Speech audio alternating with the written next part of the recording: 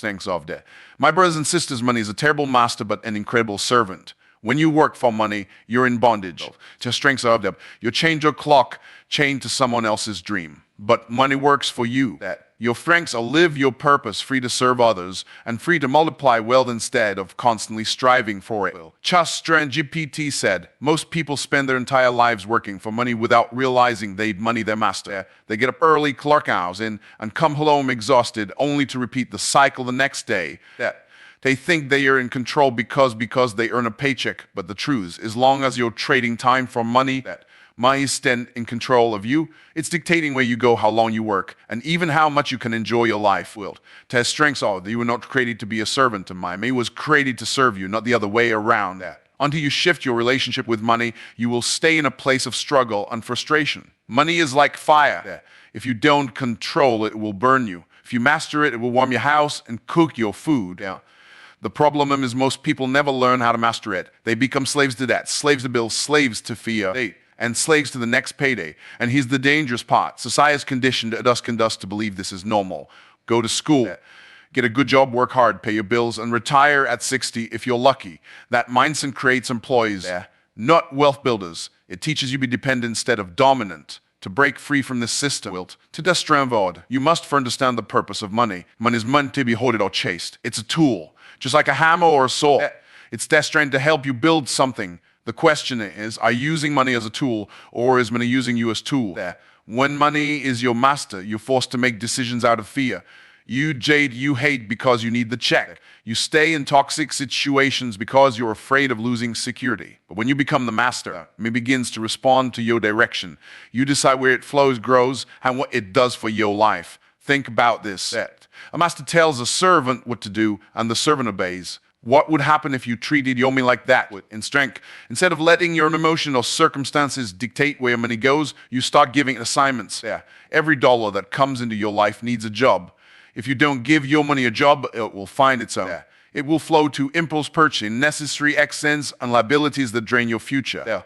But when you assign your money to investments, businesses, and assets, it starts producing more money for you. That's when money becomes your servant. This requires discipline and intentionality. You can't become a master over money with the same habits that kept you broke. You have to learn financial stewardship. That means understanding where your money comes from, where it's going, and how to multiply it. Strengths of debt. It means developing a vision bigger than your bills. If you're only thinking about surviving until Friday, you'll never position yourself to thrive for decades. Think long term. Servants think about the next meal. Master also requires education, not the kind of education that teaches you to memorize facts and past of debt, but the kind that equips you to understand wealth principles. Most schools don't teach you how to make money work for you. They teach you how to work for money. You have to seek out the knowledge yourself. Read books, study successful people. Learn how money flows, how investments compound, and how businesses scale. The more you understand these principles, the more confident you can command your finances. Money doesn't respond to need, it responds to value. See, strengths of them, when you create value in the marketplace, money comes looking for you. But if you're still thinking like an employee, you'll believe only way to get more money is to work harder and longer. That's a trap. Taste strengths are limited to how many hours you can work, but there's no limit to how much value you can create. Once you understand that, you strengths of today. You stop running after money and start attracting. This is why the wealthy don't chase paychecks. They've mastered the game of that deal. They position themselves in such a way of money, their investments, and the systems are working day and night to produce income. While others are sleeping, the money is still moving, still multiplying. That's what happens when you make me your servant instead of your master. Most people have been conditioned to believe that the only way to build life is to earn more income. They think they can get a better job, work overtime, or land a promotion. They will finally experience financial freedom. But he drinks the truth. Income alone will never make me wealthy. It comes in, you spend it, and it's gone. If you truly want to change your financial future, you must shift from earning income to building assets. Take strengths of debt. Assets are the foundation of wealth because they continue to produce income even when not working. When you rely only on income, you're stuck in a cycle where you must keep showing up to keep the money flowing. If you get sick, take time off, or lose your job, the income stops. That's why most people live with constant financial stress. Test strengths of debt. The emergency way from losing everything it depends on their ability to work. But assets change the game completely. Assets are things that put money in your pocket, whether you work or not. They are income producers that grow over time, and they don't call in sick, get tired, or demand more hours. An asset can take many forms. Real estate that produces rental income is an asset. A business that runs on systems and people, instead of just your own effort, is an asset. Investments in stocks, bonds, or intellectual property that can pay you royalties or assets. Even your own ideas, when packaged and scaled properly, can become assets. The difference between assets and income is this: income is earned once, spent once, and then it's gone. Assets continue to earn for you over and over, even while you sleep. Many people confuse liabilities with assets. They think buying an expensive car or a bigger house makes them wealthy. But a car that depreciates and a house that drains your bank account in maintenance, taxes out. And interest are not assets unless they are putting money in your pocket. A true asset works for you instead of requiring you to work for it. That's a mindset shift. Taste stop thinking like a consumer and start thinking like investor. Don't ask how much can I afford, start asking, but what will this produce for me? Transitioning from income to assets requires sacrifice and discipline. At first, it may mean denying yourself some luxury so you can save and invest in things that grow in value.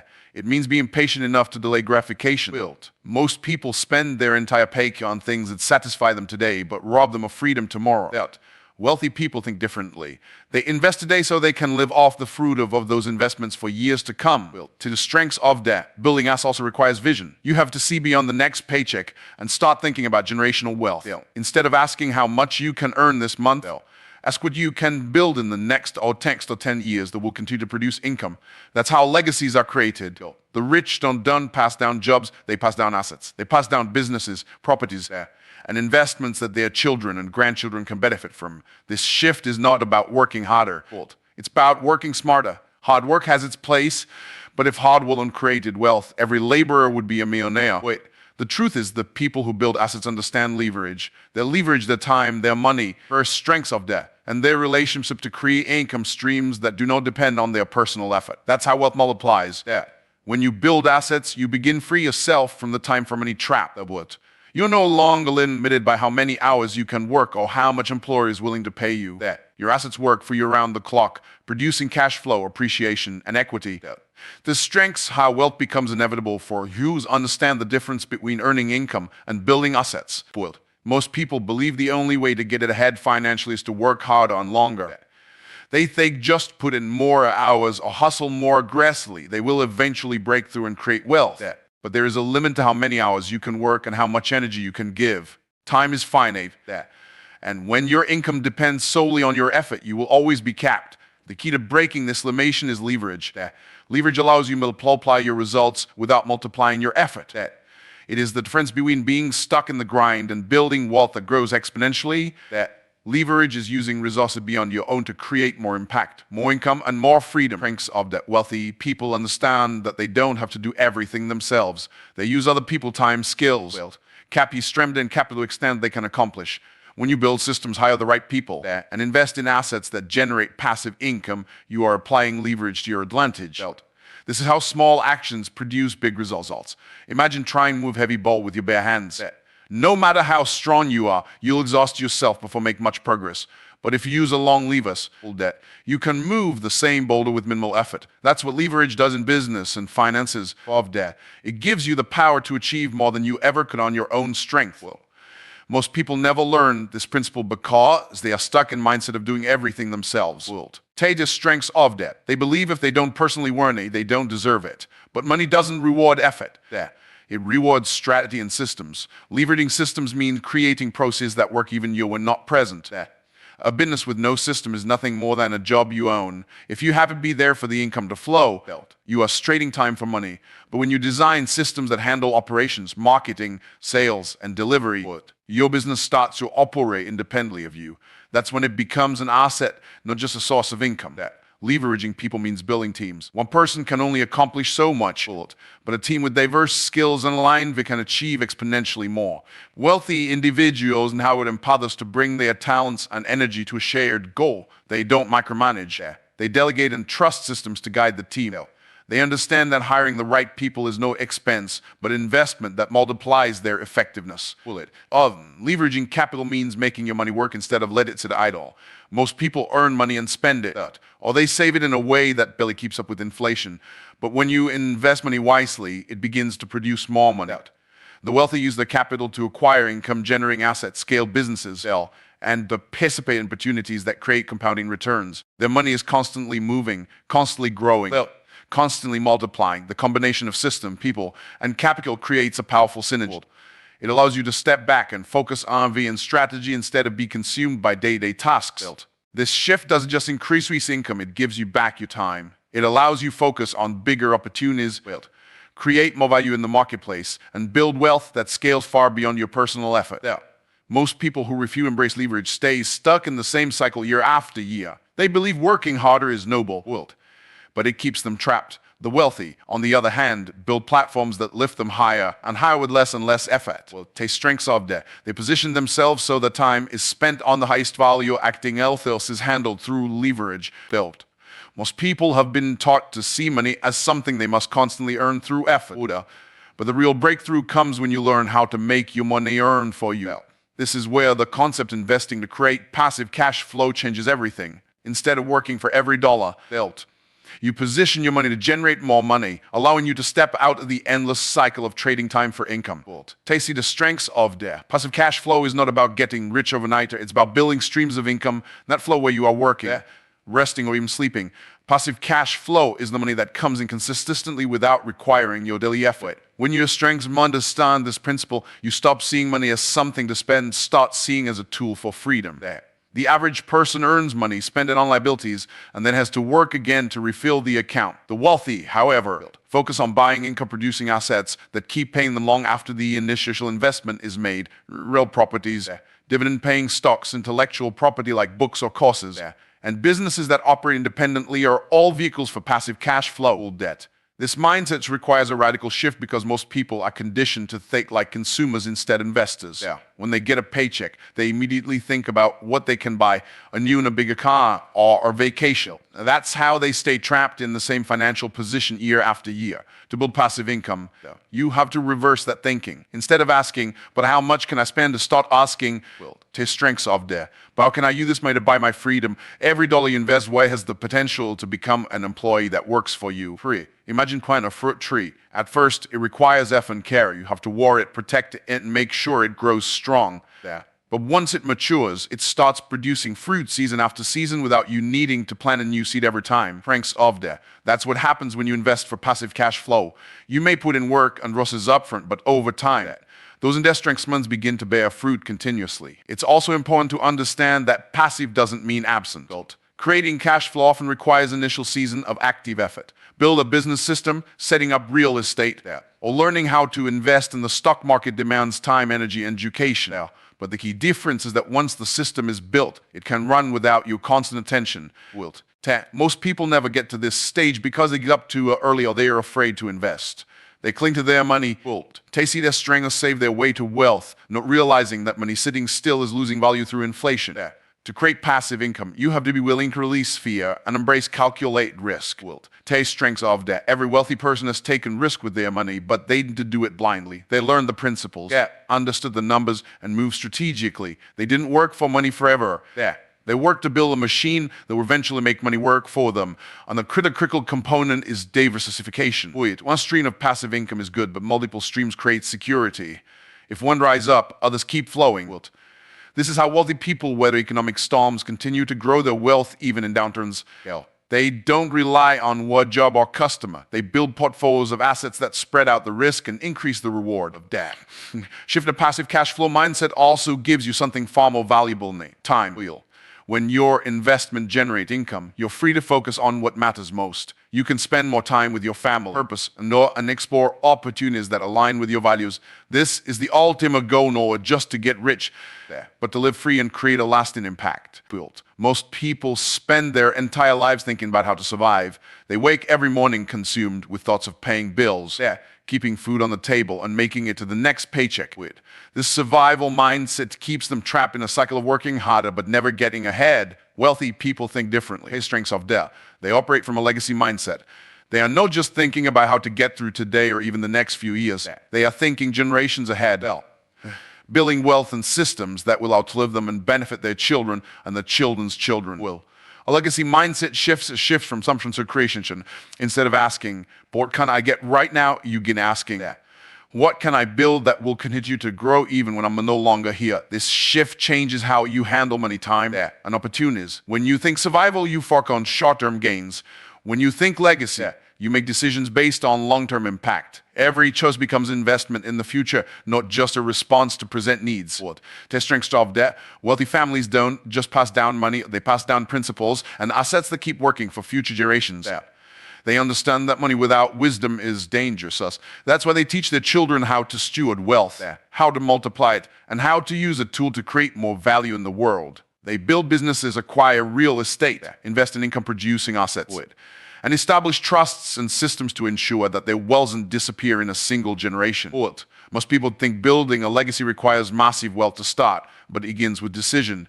It starts when you choose to live below your means, invest wisely, and prioritize assets that's over liabilities. The strengths of debt. It begins when you decide to learn financial literacy and teach it to your family so don't repeat cycles of poverty and debt. A legacy mindset isn't about how much you leave behind, but it's about building a structure that keeps producing value and income long after you're gone. Thinking legacy also expands your vision beyond your family. It asks for what contribution can I make to my community, my industry, and the world. This is why many of the wealthiest people in big history, philanthropists and innovators, they understood that money has the power to shape the future, and they used intentionally. Building schools, funding research, creating eating opportunities for others, they're all expressions of a legacy mindset. This way of thinking requires breaking free from the instant gratification trap. When you are constantly chasing the next shiny object, you rob your future of resources that could have been invested to grow. A survival mindset says, I work hard, so I deserve to enjoy it now. A legacy mindset says, I will enjoy some today, but I will plant seeds that will bless generations to come. It's the strengths of it. This is why wealthy people are more likely to delay gratification and put their mind into work in ways that grow over decades instead of disappear in months. A key part of building a legacy is leverage. You must learn to use systems, people, and capital so that your wasn't rely on you alone. If everything stops when you stop working, you don't have a legacy, you have a job. A true legacy is built on structures that continue to operate without your direct involvement. Businesses with strong leadership teams, investments with built-in growth, and in strength intellectual property that generates are all examples of this kind of structure. Your name carries weight, and the decisions you make today determine whether it becomes a burden or a blessing for generations that follow. A legacy mindset understands that true wealth is just measured in dollars, but in the opportunities minutes and systems you leave behind. It asks not only for what am I building, but also but who am I becoming in the process, because who you are will shape everything you create. Money doesn't move toward need, it moves toward value. This is one of the greatest financial principles you can ever understand. People often assume because they need more money, they should automatically be paid more. But money doesn't flow to need, flows to those who create solutions, solve problems, and provide value in the marketplace. The moment you shift your focus from making money to creating value, you open the door for wealth to pursue you instead of you constantly chasing it. Value is created when you identify a problem and provide a solution that improves someone's life or business. The bigger problem you solve and the more people you serve, the more money you can make. Think about every successful business around you. They are not paid because they exist. They are paid because they solve a specific issue for a specific group of people. When you stop asking, take the strengths of there, but how can I get them one state asking of how can I create more value, you can align yourself with how wealth is generated. Most people remain stuck in jobs where they are paid for the time, not for the value they bring. They show up of debt, do the minimum required, and expect a because a raise because how long they've been there. But wealth doesn't reward time, it rewards results. The wealthy understand this and focus on building skills, products, and systems that multiply the value they provide. If you can increase the quality or scale of your value, the strengths of, you can increase the income that flows to you. Creating nostalgia starts with understanding people's and desires. It's about stepping into their world, identifying what frustrates them, what limits them, and what they want most, and then designing solutions that deliver results. The better you are at understanding and meeting these needs of debt, the more indispensable you become. This applies whether you're building a business, offering a service, or investing in assets. In the marketplace, value is measured by impact. A local mechanic can work 10 hours a day fixing cars and earn a living of But if he creates an online training program teaching thousands of mechanics how to build profitable shops, his impact multiplies. Now he's no longer limited by how many cars he can repair personally. Instead, he has scaled his value and created an asset that pays him repeatedly. The same principle applies in every industry. Impact multiplies income. Value also tied to innovation. The world is changing rapidly. And those who bring fresh ideas to solve new challenges are positioned to reap the rewards. Innovation doesn't always mean creating something brand new. It can also mean improving what already exists, making a process faster, easier, or more affordable creates value people are willing to pay for. If you consistently look for ways to improve systems and experiences, you make yourself and your business irreplaceable. Taste the strengths of that. The mistake many people make is thinking value is about working harder, but hard work alone doesn't guarantee success. You can work hard digging a ditch with a spoon, but you'll never someone using an excavator. Thanks of that. Smart work finding ways to deliver greater value with less effort is what creates leverage and wealth. This is why the wealthy invest in tools, technology, and teams. They understand that their time is limited, but value creation can scale infinitely when they use the right strategies. There is no shortage of money in the world. There is only a shortage of value creation. Money is simply a certificate of appreciation for the value you've delivered. If you want more certificates for conserving more people and solving bigger problems of debt, every financial breakthrough you're looking for is on the other side of value creation.